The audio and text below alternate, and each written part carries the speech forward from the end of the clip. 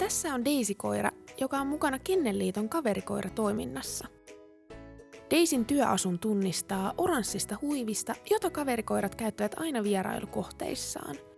Daisyn ja muiden kaverikoirien vierailukohteita ovat esimerkiksi palvelutalot, koulut, asumisyksiköt, päiväkodit sekä yleisötapahtumat.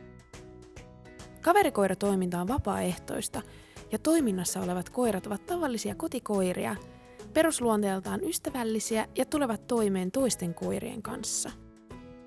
Toiminnan päätarkoituksena on ilahduttaa ja piristää kaikenikäisiä ihmisiä.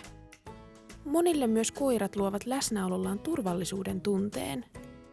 Toiminnan lähtökohtana on, että kohtaamistilanteesta nauttivat jokainen osapuoli, niin asiakas kuin myös koira ja kaverikoiraohjaaja.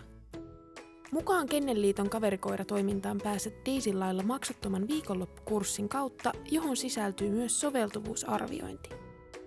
Lisätietoja kaverikoiratoiminnasta ja sen vaatimuksista löydät Kennelliiton nettisivuilta. Daisy ja kumppanit odottavat uusia kavereita hyppäämään mukaan remmiin.